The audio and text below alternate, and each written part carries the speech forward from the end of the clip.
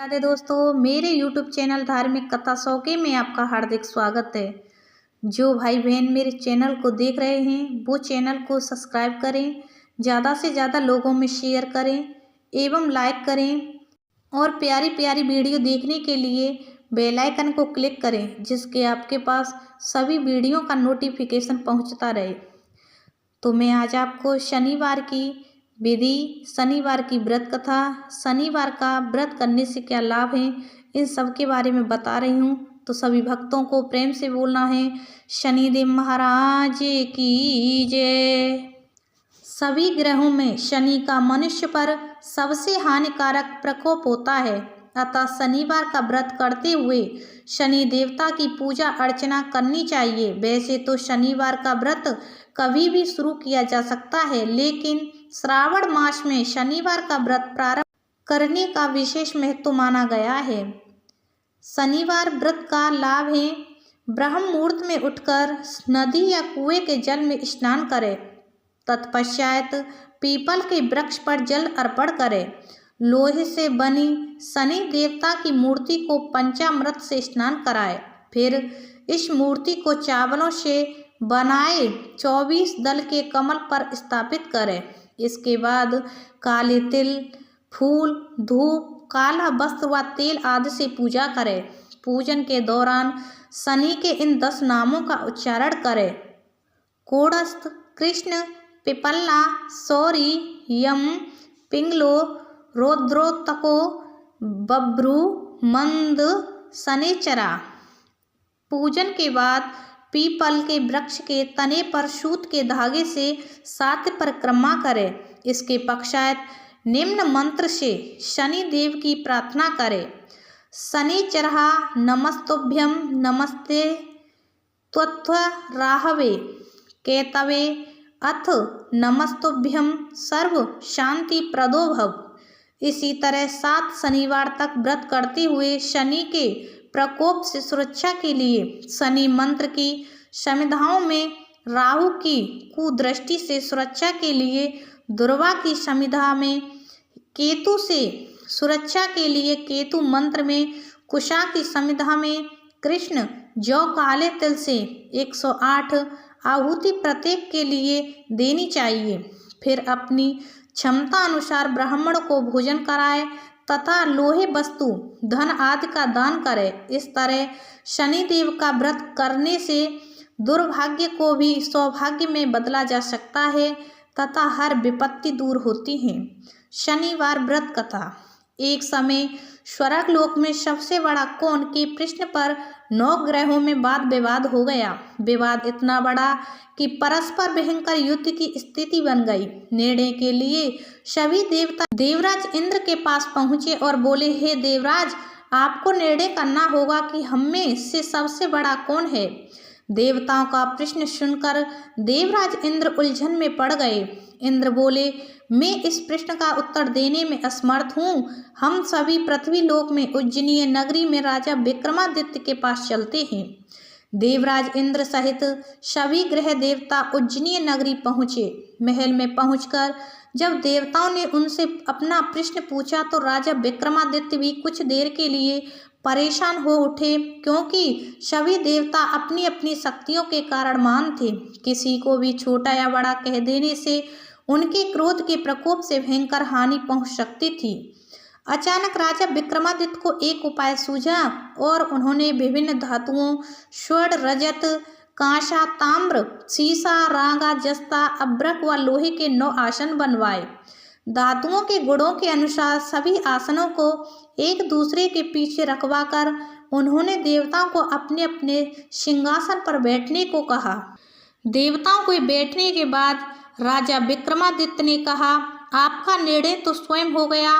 जो सबसे पहले सिंहासन पर विराजमान है वही सबसे बड़ा है। राजा विक्रमादित्य के निर्णय को सुनकर शनि देवता ने सबसे पीछे आसन पर बैठने के कारण अपने को छोटा जानकर क्रोधित होकर कहा, राजा विक्रमादित्य, तुमने मुझे सबसे पीछे बैठा कर मेरा अपमान किया है। तुम मेरी शक्तियों से परिचित नहीं हो, मैं तुम्हारा सर्वनाश कर दूंगा। शनि ने कहा, सूर्य एक राशि पर 1 महीने, चंद्रमा 2.25 दिन, मंगल 1.5 महीने, बुध और शुक्र 1 महीने, बृहस्पति 13 महीने रहते हैं, लेकिन मैं किसी राशि पर 7.5 वर्ष 7.5 तक रहता हूँ। बड़े बड़े देवताओं को मैंने अपने प्रकोप से पीड़ित किया है। राम को 7.5 के कारण ही वन में जाकर रहना पड़ा और रावण को 7.5 के कारण ही युद्ध में मृत्यु का शिकार करना पड़ा। राजा, अब तू मेरे प्रकोप से नहीं बच सकेगा। इसके बाद अन्य ग्रहों के देवता तो प्रसन्नता के साथ चले गए, परंतु शनिदेव बड़े क्रोध के साथ वहां से विदा हुए। राजा विक्रमादित्य पहले की तरह ही न्याय करते रहे। उनके राज्य में सभी स्त्री पुरुष बहुत आनंद से जीवन यापन कर रहे थे। कुछ दिन ऐसे ही व्यतीत हो गए। उधर शनि देवता अपने अपमान को भूले नहीं थे।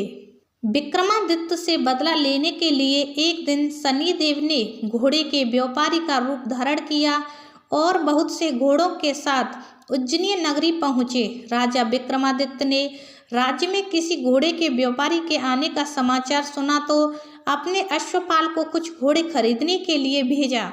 घोड़े बहुत कीमती थे। अश्वपाल ने जब वापस लौटकर इस संबंध में बताया तो राजा विक्रमादित्य ने स्वयं आकर एक सुंदर व शक्तिशाली घोड़े को पसंद किया। घोड़े की चाल देखने के लिए राजा उस घोड़े पर सवार हुए तो वह घोड़ा बिजली की गति से दौड़ पड़ा। तेजी से दौड़ता घोड़ा राजा को दूर एक जंगल में ले गया और फिर राजा को वहां गिराकर जंगल में कहीं गायब हो गया। राजा अपने नगर को लौटने के लिए जंगल में भटकने लगा, लेकिन उन्हें लौटने का कोई रास्ता नहीं मिला। राजा को भूख प्यास लग आई। बहुत घूमने पर उसे एक चरवाहा मिला। राजा ने उससे पानी मांगा। पानी पीकर राजा ने उस चरवाहे को अपनी अंगूठी दे दी। फिर उससे रास्ता पूछकर वह जंगल से निकलकर पास के नगर में पहुंचा। राजा ने एक सेठ की दुकान पर बैठकर कुछ देर आराम किया। उस सेठ ने राजा से बातचीत की तो राजा ने उसे बताया कि मैं उज्जैनी नगरी से आया हूँ। राजा के कुछ देर दुकान पर बैठने से सेठ जी की बहुत बिक्री हुई। सेठ ने राजा को बहुत भाग्यवान समझा और खुश होकर उसे अपने घर को भोजन के लिए ले गया। सेठ के घर में सोने का एक हार खूंटी पर लटका हुआ था। राजा को उस कमरे में छोड़कर सेठ कुछ देर के लिए बाहर गया। तभी एक आश्चर्यजनक घटना घटी। राजा के देखते देखते सोने के उस हार को खूंटी निगल गई। सेठ ने कमरे में लौटकर हार को गायब देखा तो चोरी का संदेह राजा पर ही किया, क्योंकि उस कमरे में राजा ही अकेला बैठा था। सेठ ने अपने नौकरों से कहा कि इस परदेशी को रस्सियों से बांधकर नगर के राजा के पास ले चलो। राजा ने विक्रमादित्य से हार के बारे में पूछा तो उसने बताया कि उसके देखते ही देखते खूंटी ने हार को निगल लिया था। इस पर राजा ने क्रोधित होकर चोरी करने के अपराध में विक्रमादित्य के हाथ पांव काटने का आदेश दे दिया। राजा विक्रमादित्य के हाथ पांव काटकर उसे नगर की सड़क पर छोड़ दिया गया। कुछ दिन बाद एक तेली उसे उठाकर अपने घर ले गया और उसे अपने कोलू पर बैठा दिया। राजा आवाज देकर बैलों को हाँकता रहता। इस तरह तेली का बैल चलता रहा और राजा को भोजन मिलता रहा। शनि के प्रकोप की 7.5 पूरी होने पर वर्षा ऋतु प्रारंभ हुई। राजा विक्रमादित्य एक रात मेघ मल्हार गा रहा था कि तभी नगर के राजा की लड़की राजकुमारी मोहिनी रथ पर सवार हो उस तेली के घर के पास से गुजरी। उसने मेघ मल्हार सुना तो उसे बहुत अच्छा लगा और दासी को भेजकर गाने वाले को बुला लाने को कहा। दासी ने लौटकर राजकुमारी को अपंग राजा के बारे में सब कुछ बता दिया। राजकुमारी उसके मेघ मल्हार से बहुत मोहित हुई अतः उसने सब कुछ जानकर भी अपंग राजा से तब राजा विक्रमादित्य ने अपना परिचय देते हुए शनिदेव के प्रकोप की सारी कहानी सुनाई। सेठ को जब इस बात का पता चला तो दौड़ता हुआ तेली के घर पहुंचा और राजा के चरणों में गिरकर क्षमा मांगने लगा। राजा ने उसे क्षमा कर दिया क्योंकि यह सब तो शनिदेव के प्रकोप के कारण हुआ था। सेठ राजा को अपने घर ले गया और उसे भोजन कराया। भोजन करते समय वहाँ एक आश्चर्यजनक घटना घटी। सबके देखते देखते उस खूंटी ने हार को उगल दिया। सेठ जी ने अपनी बेटी का विवाह भी राजा के साथ कर दिया और बहुत से स्वर्ण आभूषण धन आदि देकर राजा को विदा किया। राजा विक्रमादित्य राजकुमारी मोहिनी और सेठ की बेटी के साथ उज्जैनी नगरी पहुँचे तो नगर वासियों ने हर्ष से उनका स्वागत किया। अगले दिन राजा विक्रमादित्य ने पूरे राज्य में घोषणा कराई कि शनिदेव सब देवों के देव हैं तथा सर्वश्रेष्ठ हैं। प्रत्येक स्त्री पुरुष शनिवार को उनका व्रत करे और व्रत कथा अवश्य सुने। राजा विक्रमादित्य की घोषणा से शनिदेव बहुत प्रसन्न हुए। शनिवार का व्रत करने और व्रत कथा सुनने के कारण सभी लोगों की मनोकामनाएं शनिदेव की अनुकंपा से पूरी होने लगीं। सभी लोग आनंद पूर्वक रहने लगे। ये शनिवार की कथा हुई समाप्त। बोलो शनिदेव महाराज की जय।